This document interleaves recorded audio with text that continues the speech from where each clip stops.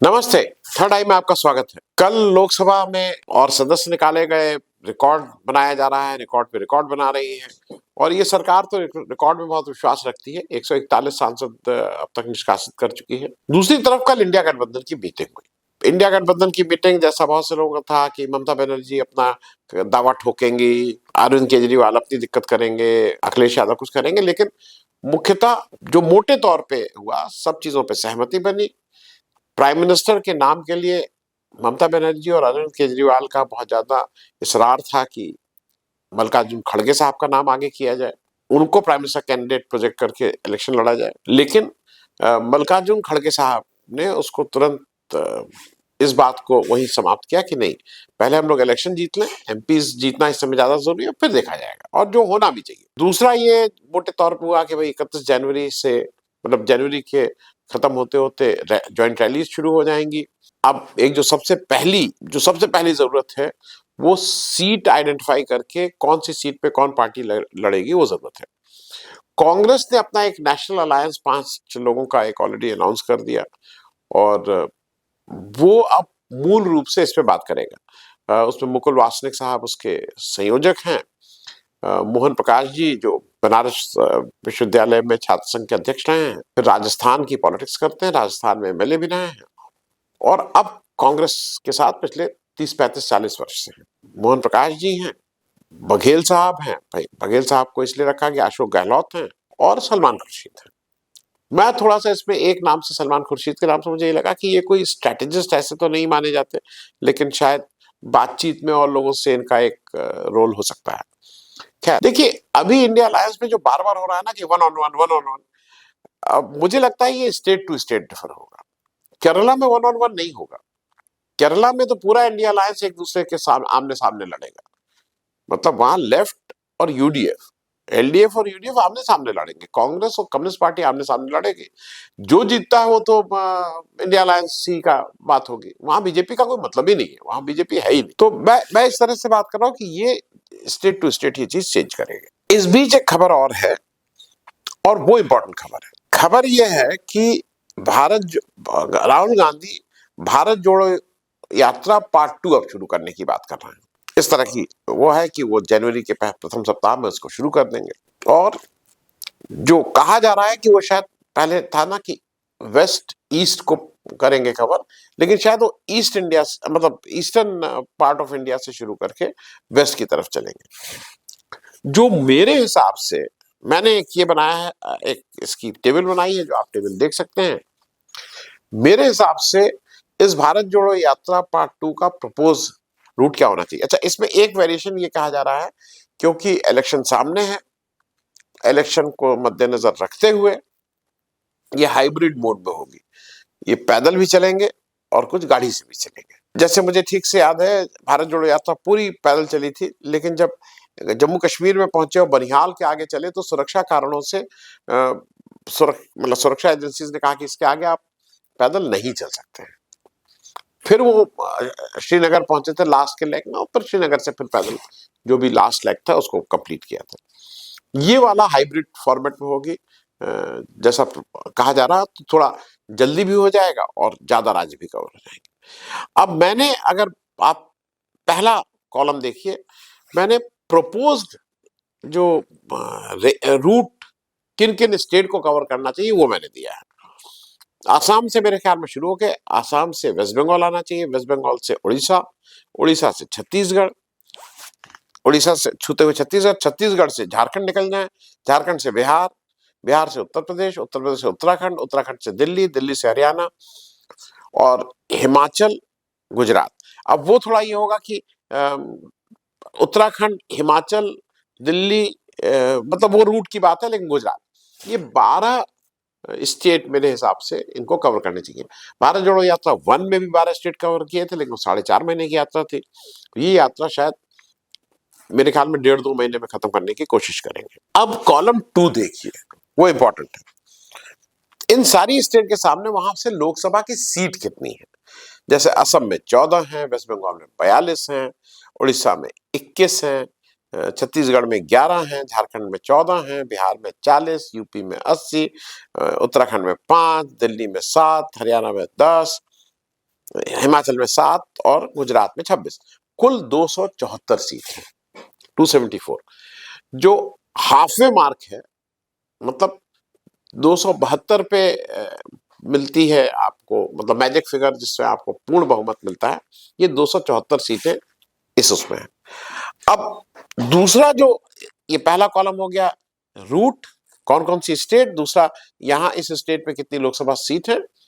अब तीसरे कॉलम पे आइए, तीसरा कॉलम है जो ये बता रहा है कि बीजेपी की उस में अभी कितनी सीटें हैं। बीजेपी की ओवरवेलमिंग मेजॉरिटी है। राहुल गांधी अब जिन रूट्स पे चल रहे हैं या चलने की प्रपोज कर रहे हैं, वो एक तरह से बीजेपी का वोट की दृष्टि से और सीट, लोकसभा की सीट की दृष्टि से सबसे इंपॉर्टेंट एरिया है। असम में 14 में 9, वेस्ट बंगाल में 42 में 18 थी, उड़ीसा 21 में 8 थी, मतलब नाना करते हुए भी 21 में 8, छत्तीसगढ़ 11 में 9, झारखंड 14 में 11, बिहार 40 में 17। एक्चुअली क्या है कि 40 में 17 अगर आप वैसे देखिए तो लगता है कि बहुत ज्यादा नहीं है, लेकिन 40 में 39 सीटें एक तरह से जीत के आए थे। 17 पे बीजेपी लड़ी थी, 17 जेडीयू को दिए थे, 34, और 6 सीटें इन्होंने रामविलास पासवान जी की पार्टी को दी थी। मैं ये याद इसलिए दिला रहा हूं कि ये सारी चीजें एक जेडीयू के हारे थे, बाकी सीटें जीत गए थे। तो यहां तो 40 में 17 है, लेकिन 17 में 17 जीते थे। यूपी में 80 में 64, उत्तराखंड में 5 में 5, दिल्ली में 7 में 7, हरियाणा में 10 में 10, हिमाचल में 4 में 4, गुजरात में 26 में 26। तो कुल सीटें इन 12 स्टेट में 188, 274 में 188 सीट बीजेपी यही जीत रही है, और उसको हाफवे मार्क पूरा करने के लिए इन 12 स्टेट के बाहर, मतलब आधे इंडिया से उसने 188 सीटें ली 274 सीटों में, और अपना पूर्ण बहुमत अगर उसको चाहिए तो उसको मात्र 84 सीटों की और जरूरत है बाकी बाकी जगहों से। अब इन स्टेट में कांग्रेस की कितनी सीटें हैं? कांग्रेस की असम में 3, वेस्ट बंगाल में 2, उड़ीसा में 1, छत्तीसगढ़ में 2, झारखंड में 1 और यूपी में 1, कुल 10 सीटें हैं। 274 में कांग्रेस की कुल 10 सीटें हैं। मैं पांचवा कॉलम भी आपसे के साथ इसलिए शेयर कर लूं, फिर बात करने में जरा आपको समझने में और मुझे समझाने में थोड़ी आसानी रहेगी। इंडिया अलायंस जो आज चैलेंज कर रहा है बीजेपी, और एनडीए क्या कहना, एनडीए तो है नहीं, वो तो बीजेपी ही है, उसको उसकी स्थिति है कि असम में 0, वेस्ट बंगाल में 22, झारखंड में 1, बिहार में 16, यूपी में 3, समाजवादी पार्टी की 3, बिहार में जो सीटें 16 है वो जेडीयू की, और तृणमूल कांग्रेस की 22 सीटें, कुल 42 सीटें इंडिया अलायंस की हैं। उस 42 में भी ममता जी 22, नीतीश कुमार 16, अखिलेश यादव 3, कुल 41 सीट। मतलब मैं ये बातें आपको एक मोटा खाका खींच के बता दे रहा हूं कहा क्या है। अब आते हैं फिर से अपने मूल बात पे। राहुल गांधी की जो भारत जोड़ो यात्रा है, मुझे ऐसा लगता है कि ये अब कांग्रेस की भारत जोड़ो यात्रा नहीं है, रहेगी, ये अब इंडिया अलायंस की भारत जोड़ो यात्रा हो जाएगी। ये एक फर्क आप मतलब बिल्कुल 100%, क्योंकि ये सारा कुछ 2024 के इलेक्शन को सामने रख के, उस लक्ष्य को एक जो लक्ष्य है वो 2024 का इलेक्शन है, रख के अगर बात कर रहे हैं तो ये कांग्रेस की नहीं, ये इंडिया अलायंस की हो। अब दूसरे ये जरा सोचिए कि कांग्रेस क्या इस 200 जो 74 सीटें हैं उसमें 10 सीटें आज की तारीख में है, क्या इस 10 सीट को बढ़ाने की स्थिति में है? क्या कांग्रेस, मतलब, और मैं उन जगहों की बात कर रहा हूं जहां पे अभी भारत जोड़ो यात्रा नहीं गई थी।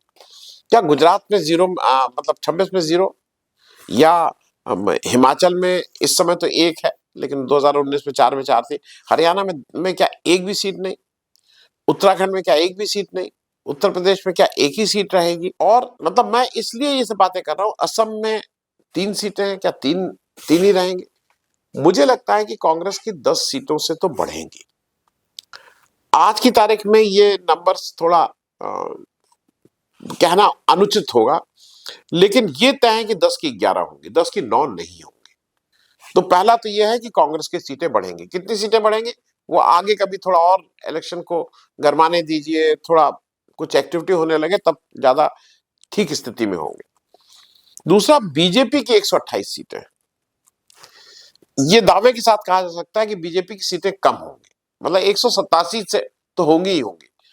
अब वो 5 कब होंगी, 50 कब होंगी, 100 कब होंगी, ये अभी थोड़ा टू अर्ली टू प्रेडिक्ट नहीं बोलूंगा, टू अर्ली टू एनालाइज।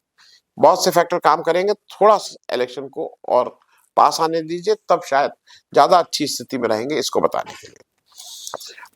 अब जो मुख्य बात है इंडिया अलायंस, ममता जी के सामने सबसे बड़ी चुनौती यह है कि वो उन 42 सीटें जो वेस्ट बंगाल से आती हैं उसमें से जो इस समय उनके पास 22 हैं उसको वो पकड़ के रखें। 22 से कम अफोर्ड नहीं कर सकती। अगर इंडिया अलायंस को कहीं कुछ करना है तो ये तय बात है कि इंडिया अलायंस को कम से कम 22 सीटें जीत के आना ही पड़ेगा वेस्ट बंगाल से, उससे कम नहीं। दूसरा, बिहार, बिहार में नीतीश जी के जनता दल यू की 16 सीटें हैं और बाकी बीजेपी की ही सीटें हैं एक तरह से।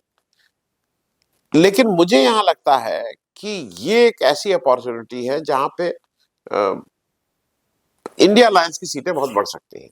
अगर आज 16 हैं और जैसी अगर ठीक से इलेक्शन लड़ते हैं और वहां पे लालू जी हैं, मतलब कम्युनिस्ट पार्टी है, कांग्रेस है, जेडीयू है, सब लोग मिलकर जुल के लड़ रहे हैं, तो ये 16 की फिगर 30 भी पार कर सकती है। 16 का 17 तो होगा, इसको तो दावे के साथ कहा जा सकता है, लेकिन 16 की फिगर 30 भी पार कर सकती है, वो भी कोई आश्चर्य करने वाली बात नहीं होगी। अब आप आ जाइए उत्तर प्रदेश में। उत्तर प्रदेश में 3 seat Samajwadi party, 1 seat Congress, 4 सीटों का इंडिया अलायंस। यहां पे बहुत काम करने की जरूरत है।